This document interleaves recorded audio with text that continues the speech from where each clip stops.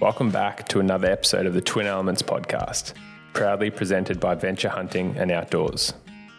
If you're like us and passionate about hunting, spearfishing, and many other outdoor-related pursuits, with an eagerness to fast-track your learning, then this is the podcast for you.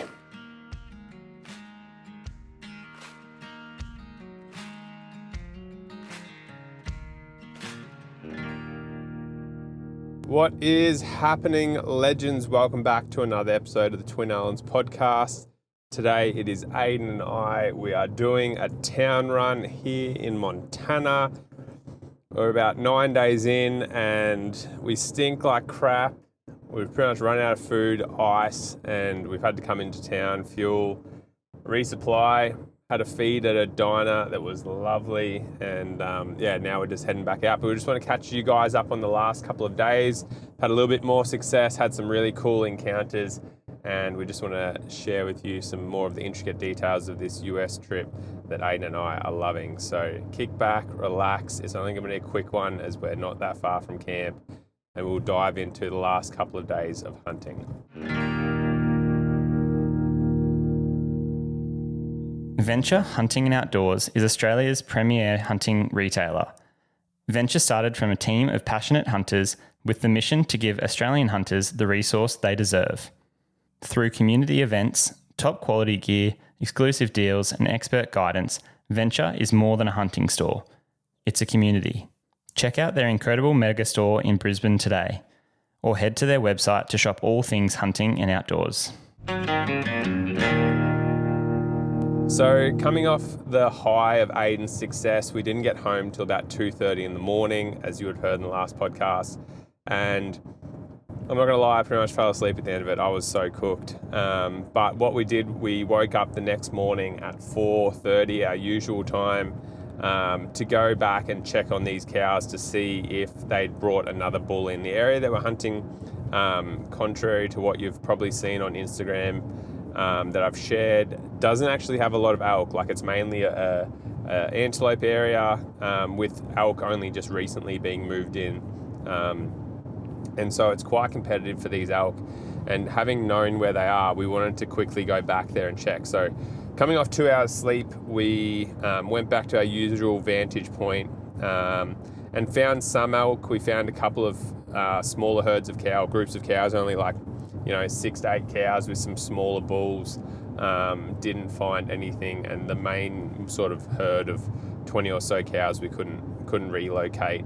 But at least there was some elk in that area, which could pay dividends in the days to come.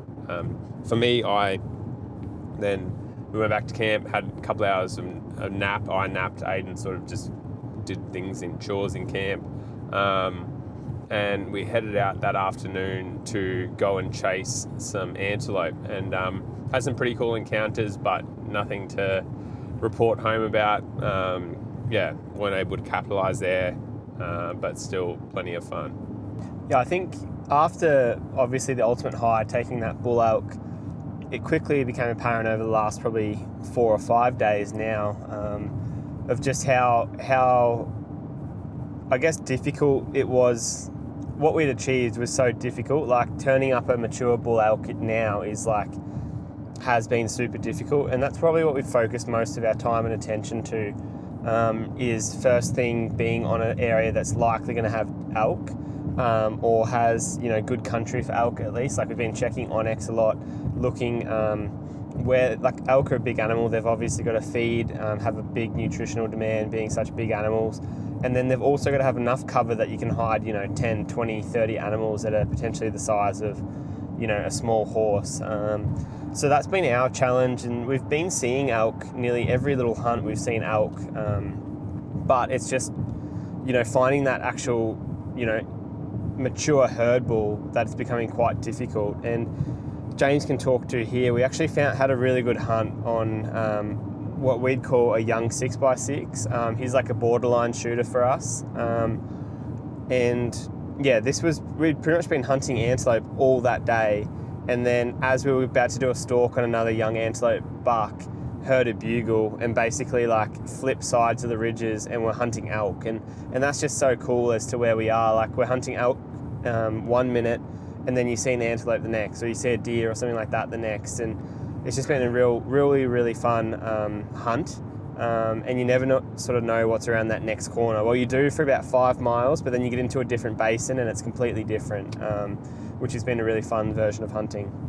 Yeah, and even just with those deep draws, like things come up and out so quickly, and things, like Ayden said, change so fast. Like, you know, there's been so many times that we're hunting an antelope is sort of our base species, I guess, or you're hunting a deer and then all of a sudden you see some elk or you see some antelope, and it's just flipping back and forth. And like, you know, that is the whole reason why we're here in this area, because we can chase all the 3 target species that we're got tags for. But on this particular hunt, like Ayden said, we jump back over the ridge, and here's this bull, very much on the edge of a shooter. Not a giant, but you know, for a first bull, for a lot of people would be like very happy to take. I'm very aware from the experience of the friends that have sort of given us this intel on this location that, you know, there may not be another bull in the area of Ayden's size, just because the herd's so new, and they cover such a huge, vast distance, as we've come to learn. Because since then we've seen, tens, you know, like mobs of 10 cows here, 10 cows there, but there's just not very many bulls. Like, and all the ones we've seen are sort of young, rag-horny, sort of smaller, younger bulls. So I sort of said to Ayden, like, look, I know he's not a giant, but I'd happily take this bull, and snuck into this fella, and pretty much said to Ayden, like I said, I really want to make sure the video is like awesome. I don't want to like long bomb this thing. I want to make sure that, you know, like it's going to be like a good 20 or 30 meter shot.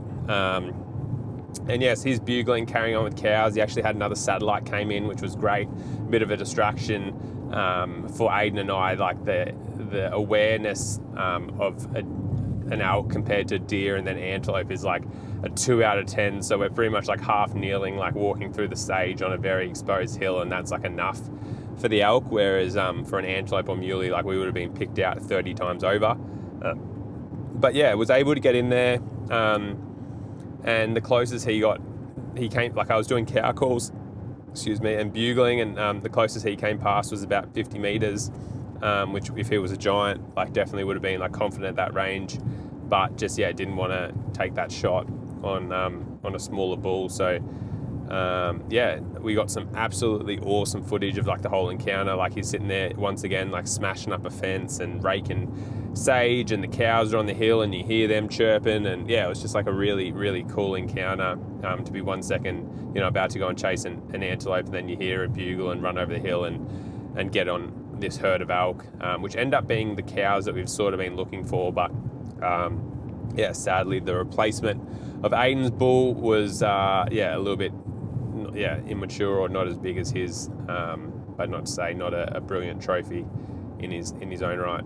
So we basically put those cows and bull elk to bed and decided to go and check out a new area. And with that, again, keeping elk at the forefront, just we figure wherever we see elk, there should be deer. Like the elk need that habitat requirement. And whilst the deer sort of want their own little niches and things, a lot of that gnarlier elk country with the thickets and that will definitely have mule deer and in some instances or capacity whitetail.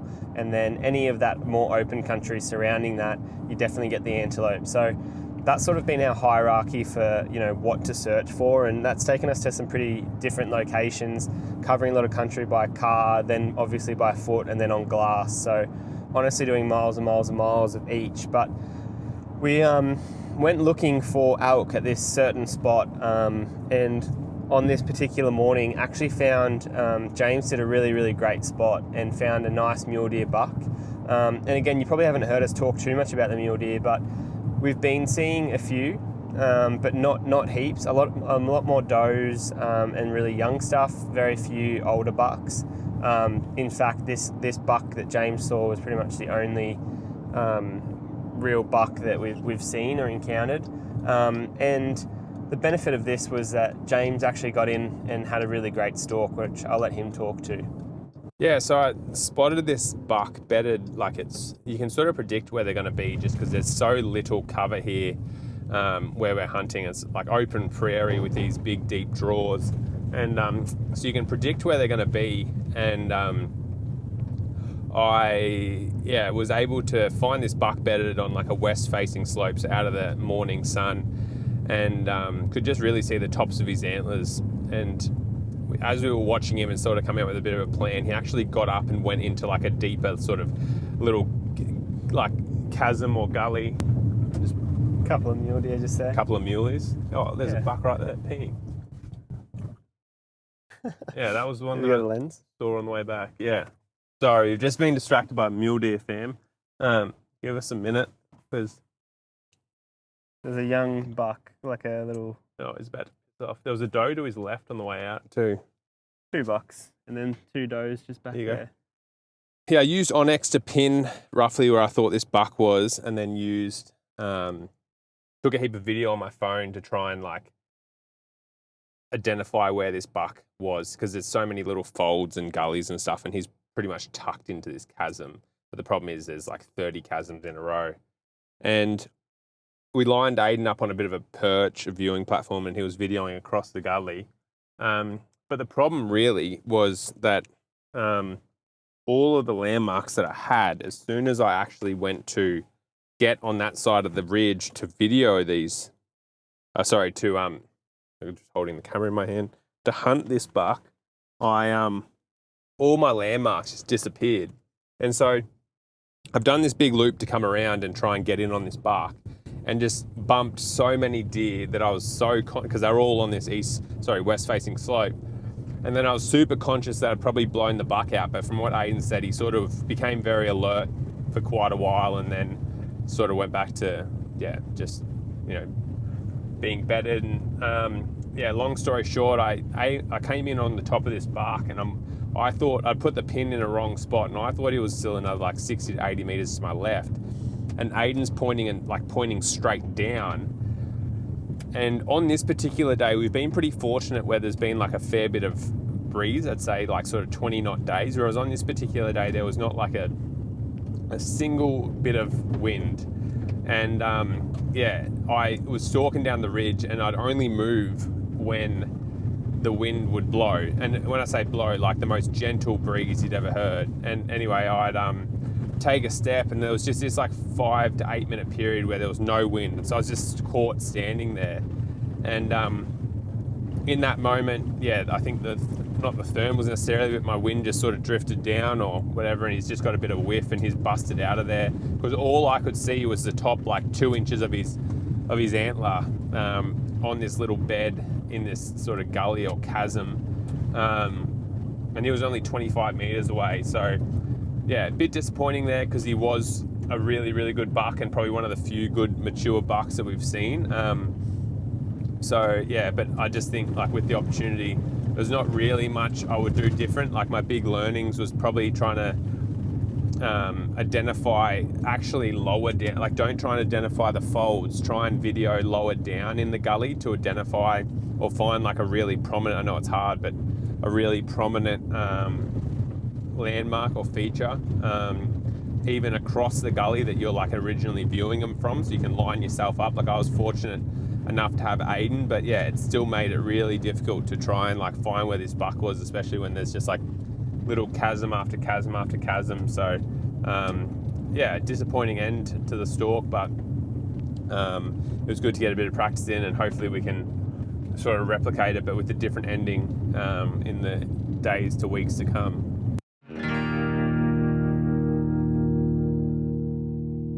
We all know when it comes to great tasting coffee in the outdoors, look no further than Dog and Gun Coffee.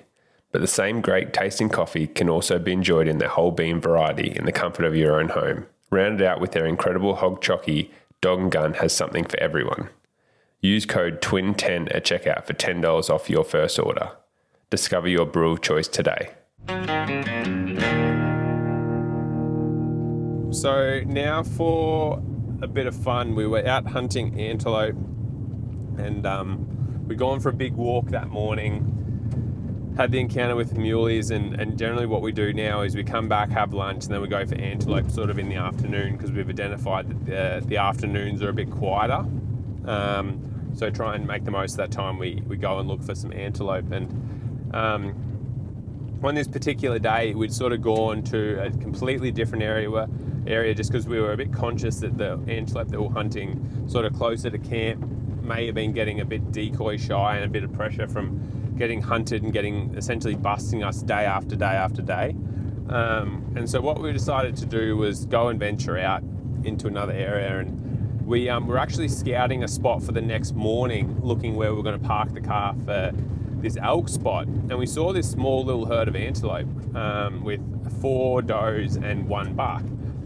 And comparatively to the ones that we see around camp, and when I say around camp, like within 10 miles of camp, or 15 k's of camp, like the ones around camp, when they see you, they see the car, they will run when you're like 2 to 3 k's away. They'll just start sprinting on the other side of the ridge. Whereas these ones, we drove past them about 500 meters and they just stayed in the same spot, or they sort of ran up on the ridge and then stopped. And we're like, holy shit, okay. So we stopped the car about 1 kilometer away, and like with such good vision, just made sure they were out of sight. Had lunch for about 20 minutes and then actually went back in on these antelope. And we found this buck bedded down in a gully with his does. And anyway, we're like, okay, we put Ayden a little bit behind, and I crested this ridge probably about 250 meters from this buck and these does. And I've flashed him with the decoy, and he started walking up towards me. And I was like, oh, this is perfect. And I've got a little bit of sage cover, so I'm like, this is awesome. Anyway, so I've set the decoy up, and I've drove it into the ground as hard as I could, but the ground's quite hard here. And it was all good for about 10 seconds until this decoy is bloody flopped over. So then I've quickly rushed forward and like stood it up, but then obviously you're like, yeah, they can see, like if they can see the decoy, they can see something underneath it, like fluffing around. And so I think what happened was ultimately they've sort of seen something they don't like, and they've got a bit, cautious, I guess, and they've gone to move off. And they went to move off between these 2 little ridges, and I just thought to myself, I've got nothing to lose here, like absolutely nothing.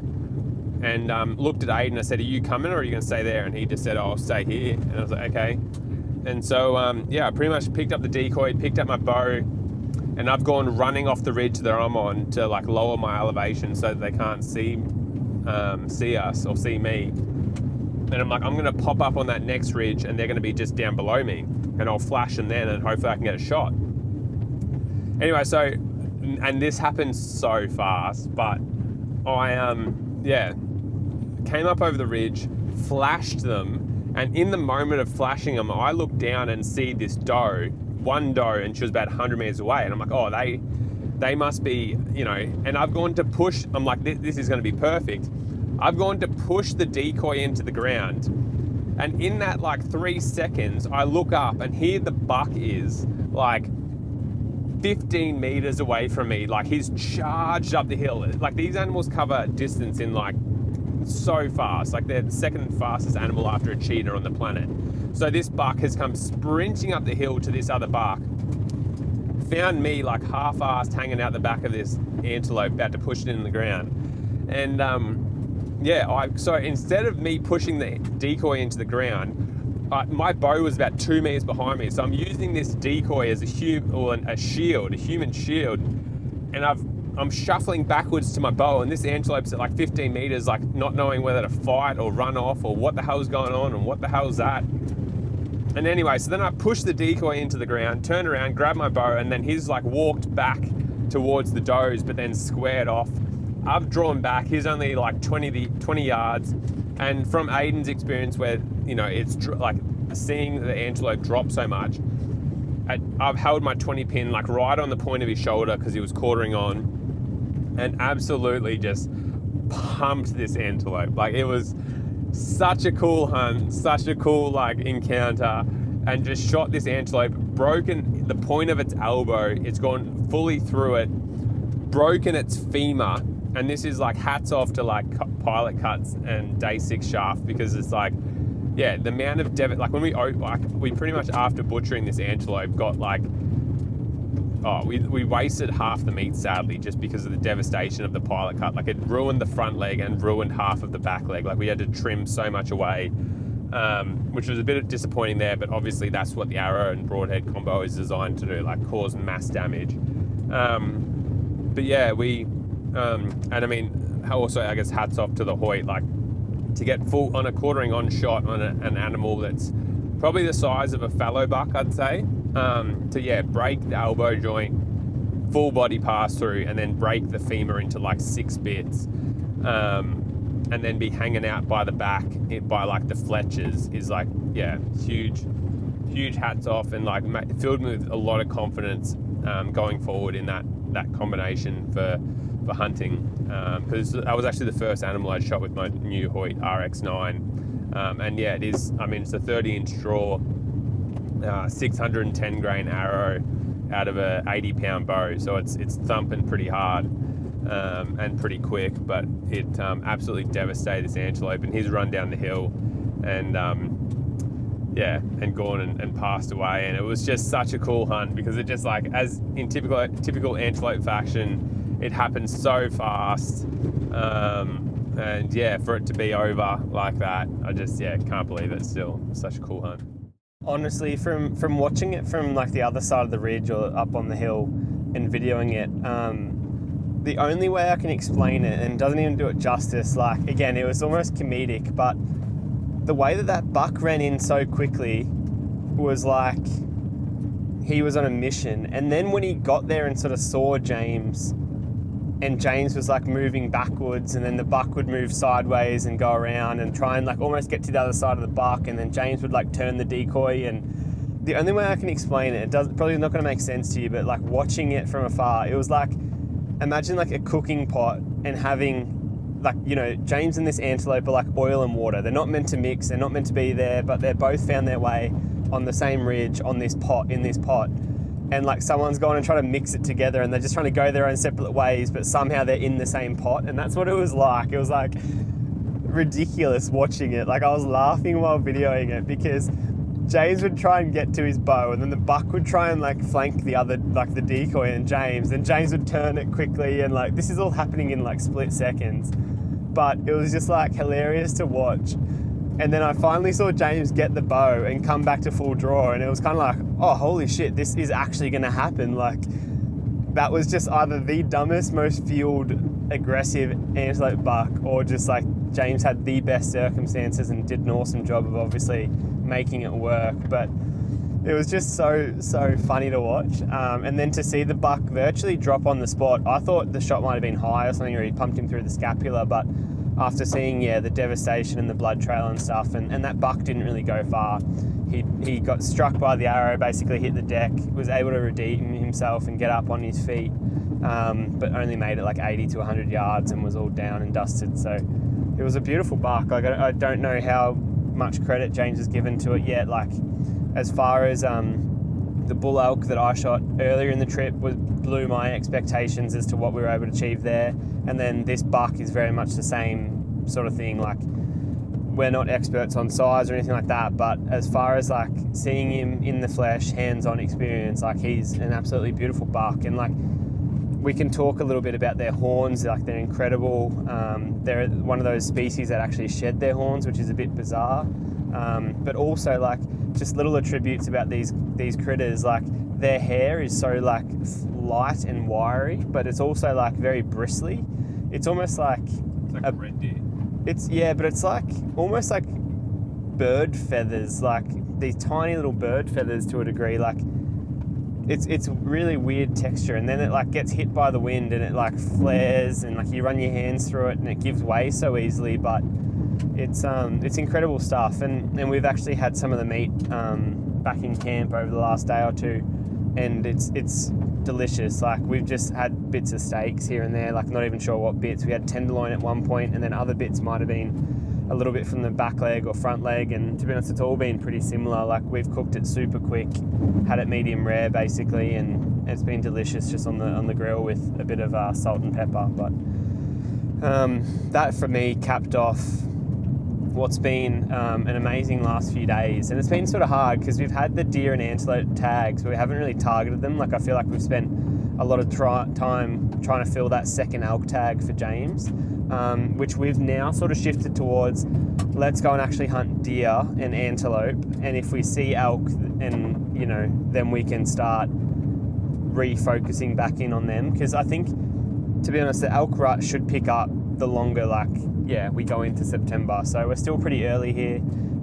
So we're just going to try and fill as many tags as we can early, and go from there. But it's been unreal hunting, and the fact that we've been able to take an elk, take an antelope now, hopefully focus a little bit more on the deer over the next few weeks will be really good fun, and we've got a lot of cool stuff in store, that's for sure.